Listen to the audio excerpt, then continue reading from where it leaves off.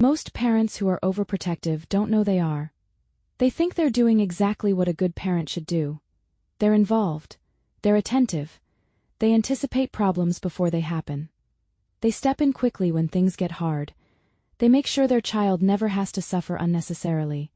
And from the outside, this looks like devoted, loving parenting. Because it is. The love behind overprotective parenting is completely real. Nobody questions that. But here is what almost nobody tells these parents. The brain your child is building right now, the one that will determine how they handle stress, how they form relationships, how they face challenges, how they feel about themselves. That brain is being shaped not just by the hard things that happen to your child, but by whether you let them happen at all. And when a child grows up inside a protective bubble that removes struggle before it can teach anything, their brain doesn't build the architecture it needs. Not because of a single dramatic moment, but because of thousands of small moments, repeated over years, where the message was always the same. You can't handle this. I'll handle it for you. And the reason why this becomes a long-term brain issue, rather than just a short-term behavior pattern, is because the brain is not a fixed object. It's a living system that builds itself based on experience. Every challenge a child faces and works through creates neural pathways for resilience, confidence, and problem-solving.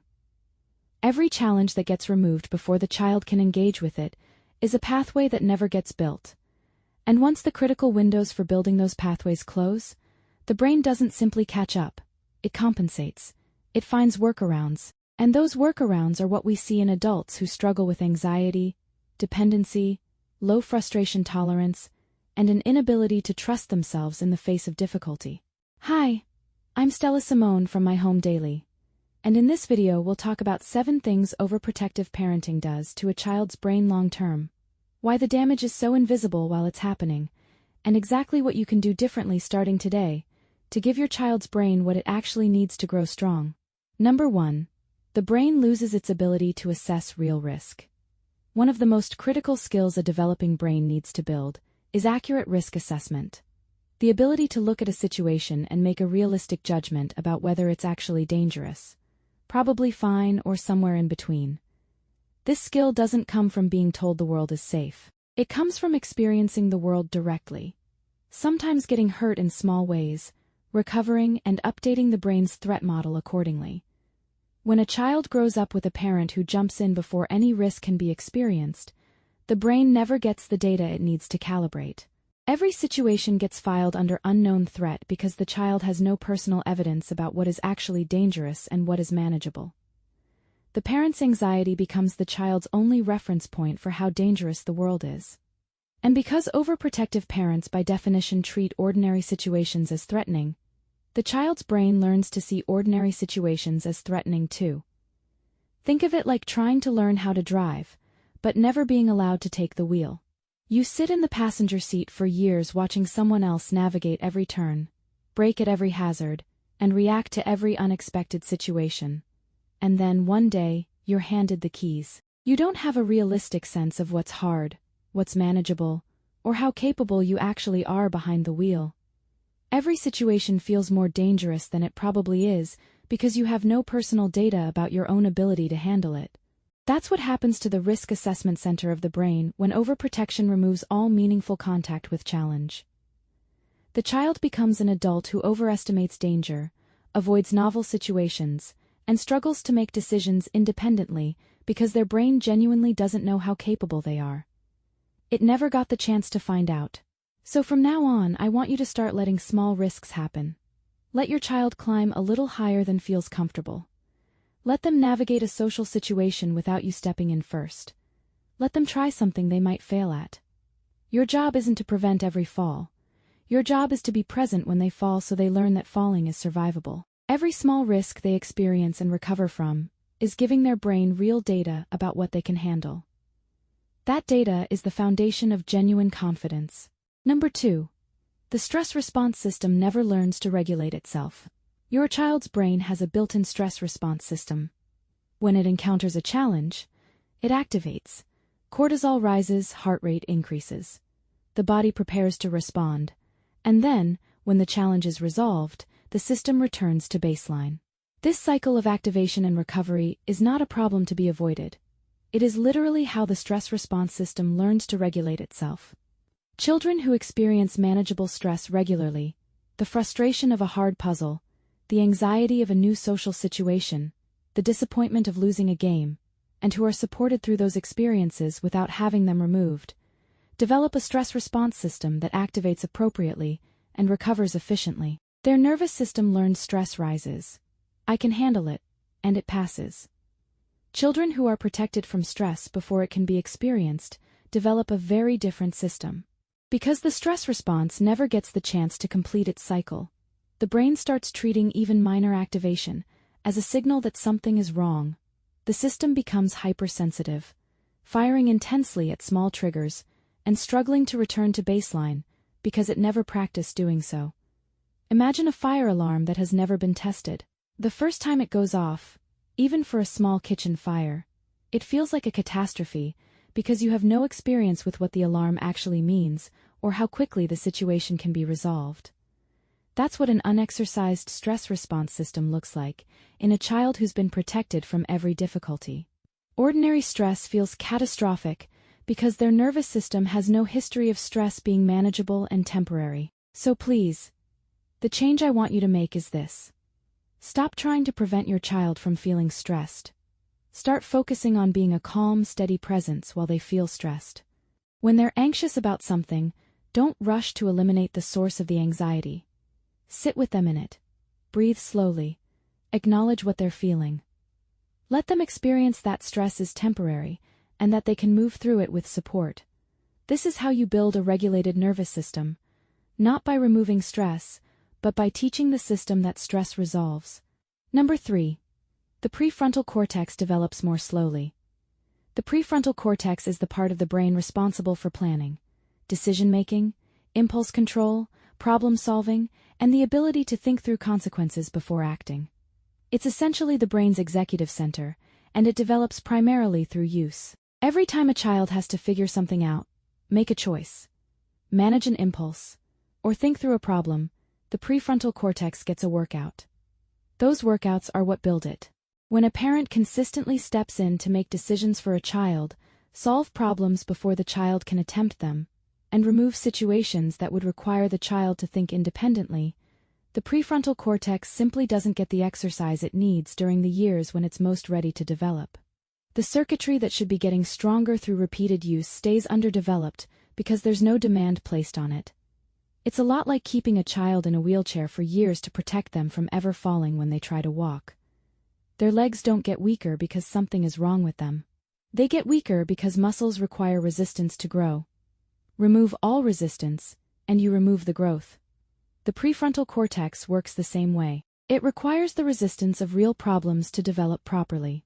What this looks like long-term is a teenager or young adult who struggles to organize themselves, who falls apart under academic or social pressure, who can't seem to think through consequences before acting, and who genuinely doesn't know how to approach a problem they haven't been given a solution for. Not because they're incapable, but because the brain region responsible for these skills never got the practice it needed when it was most developmentally ready to receive it. So here's your first step. Start letting your child make real decisions with real consequences. Not dangerous ones, but meaningful ones. Let them decide how to spend their free time and experience the boredom if they choose poorly. Let them figure out how to resolve a conflict with a friend, instead of mediating for them. Let them plan something, and see what happens when they haven't thought it through. Every time they navigate a decision independently, even imperfectly, they're building the executive function their brain needs. Number 4. Anxiety becomes the brain's default setting. There is a profound difference between a child who sometimes feels anxious and a child whose brain has learned that anxiety is the appropriate response to life in general. Overprotective parenting, when sustained over years, has a documented tendency to produce the second kind of child. Not because the parent is creating fear, but because the parent's constant vigilance sends the child's brain a very clear signal. The world requires this level of monitoring to be safe. Children are extraordinarily sensitive to their caregiver's emotional state. When a parent is consistently anxious about what might happen, consistently scanning for threats, consistently stepping in before challenges can develop, the child's nervous system reads this pattern and draws a conclusion. If my parent, who is powerful and experienced, is this worried about ordinary life, then ordinary life must be genuinely dangerous. The child's brain doesn't think this consciously. It absorbs it as a felt sense about how the world works. Think of it like growing up in a house where the adults check the locks 3 times every night, keep the curtains closed during the day, and react to every unexpected sound with alarm. You don't receive a lecture that the world is dangerous. You simply absorb it from the environment, and your nervous system calibrates accordingly. That's what sustained overprotective parenting does to a child's baseline anxiety level. It calibrates the nervous system to treat ordinary life as requiring high alert. What you want to do instead is consciously model calm confidence in the face of ordinary challenges. When something unexpected happens, let your child see you assess it without alarm, and respond with measured problem-solving. When your child faces something new or challenging, let your body language and tone communicate, "I think you can handle this," rather than "I'm worried about whether you can handle this."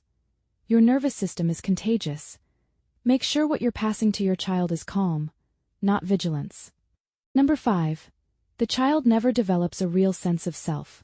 One of the less obvious but deeply significant effects of overprotective parenting is what it does to a child's developing identity.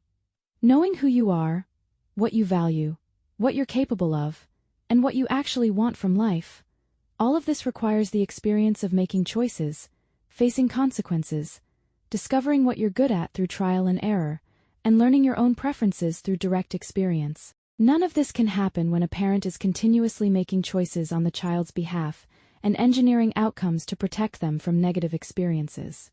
The child raised inside an overprotective environment often arrives at adolescence, and then adulthood with a deeply uncertain sense of self. Not because they aren't intelligent or capable, but because they've never had the direct experience of discovering who they are through interaction with the world. They know who they are when their parent is there to guide them. They don't know who they are when they're on their own. Imagine trying to figure out your own taste in food if someone else always ordered for you. At first it might seem convenient, but over time you'd realize you genuinely don't know what you like because you've never had to choose. You'd feel anxious in restaurants. You'd second-guess every preference. You'd look to others to tell you what to want. That's what happens to identity development when a child is consistently protected from the experience of making their own choices and discovering their own capabilities. So here is what this looks like in practice. Start giving your child genuine autonomy in age-appropriate areas. Let them choose their own interests, even if those interests don't match yours. Let them dress themselves, decide how to spend free time, choose their own friendships. When they come to you with a problem, resist the urge to solve it. Instead ask, "What do you think you should do?" And then actually listen. You're not abandoning them. You're giving them the gift of self-discovery, which is something no amount of protection can provide. Number 6. The brain wires for external validation instead of internal confidence. Children build confidence in one of 2 ways. Either they develop it internally, through the direct experience of attempting things, sometimes failing, adjusting, and eventually succeeding, or they develop a substitute for confidence that comes from external sources. Praise, reassurance, approval, and the constant presence of someone who tells them they're doing well. Overprotective parenting, because it removes the conditions for genuine internal confidence to develop, almost always produces a child who is deeply dependent on external validation. This happens because when a child is protected from failure, they never experience the specific sequence their brain needs. I tried something hard. I struggled. I kept going, and I succeeded. That sequence, repeated over years, is what builds the neural architecture for genuine self-confidence. The deep knowledge that comes from inside the body, not from someone else's assessment, that says, "I can do hard things." When that sequence is interrupted, the child learns a different lesson. My parent manages outcomes for me. When things go right, my parent is pleased. When things go wrong, my parent fixes it. So the signal that things are okay isn't internal. It comes from the parent's reaction. This wires the child's brain to constantly look outward for the signal that they're performing acceptably, instead of developing the internal gauge that self-confident people rely on. It's like only ever knowing what the weather is by asking someone else, instead of going outside yourself. At first it seems easier. But you never develop your own ability to read the sky. You never trust your own sense of whether you need a jacket. You're always dependent on someone else's assessment of conditions. You could evaluate yourself if you'd had the practice. That dependence is exactly what forms in a child whose brain never got to build internal confidence through direct experience. Start celebrating effort and struggle, not just outcomes. When your child tries something difficult and fails, respond with genuine enthusiasm for the attempt. You really stuck with that even when it got hard. That matters more than whether it worked. And when they succeed at something challenging, connect it directly back to their effort. You did that. You figured it out. That was you. You're giving their brain the message that capability lives inside them, not in your management of their circumstances. Number 7. Independence feels terrifying, instead of exciting. Every child is biologically wired to eventually move toward independence, to separate from caregivers, build their own life, form their own relationships, and stand on their own.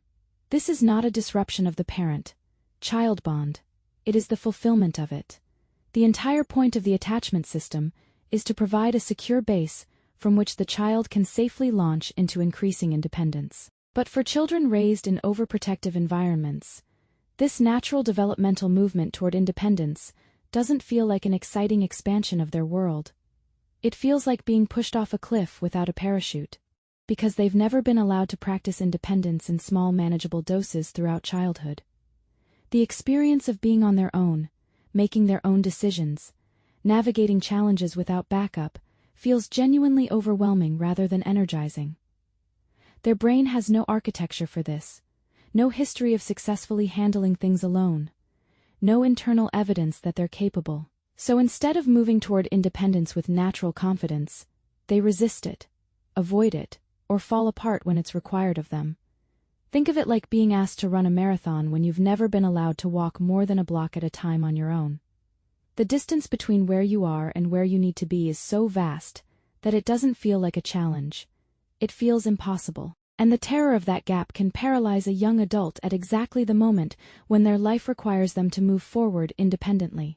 This is why children of overprotective parents so often struggle profoundly with leaving home, navigating college, building careers, and forming adult relationships. Not because they are weak, but because the muscle of independence was never allowed to develop through practice. So please, start building independence in small, consistent steps right now. Regardless of your child's age, a toddler can choose what to wear, a 6-year-old can make their own snack, a 10-year-old can manage their own homework schedule, a teenager can navigate their own social conflicts. Each of these small acts of independence is a practice run for the larger independence that's coming. And every time your child handles something on their own and survives it, their brain files that evidence away. I did that. I can do hard things. I am capable of my own life. That filing system, built over years of small independent moments, is what makes the eventual leap into adulthood feel like the natural next step, rather than a terrifying fall into the unknown. Overprotective parenting doesn't come from a bad place. It never does. It comes from love, from fear, from the very real desire to give your child every possible advantage and shield them from every possible pain. But the brain your child needs for a full and capable life is not built inside a shield. It's built through contact with the world, through small struggles and recoveries, through risks taken and survived, through decisions made and learned from. Your job is not to remove the hard parts of life from your child's path. Your job is to walk beside them, while they learn to handle the hard parts themselves. That is what builds a brain that is genuinely ready for everything that's coming. If this video helped you see something differently about how you show up for your child, it would mean a lot if you liked it and shared it with another parent who might need to hear this today. And if you want more videos on child development and emotionally healthy parenting, subscribe to my home daily so you never miss one. We're building something good here, and we're glad you're part of it.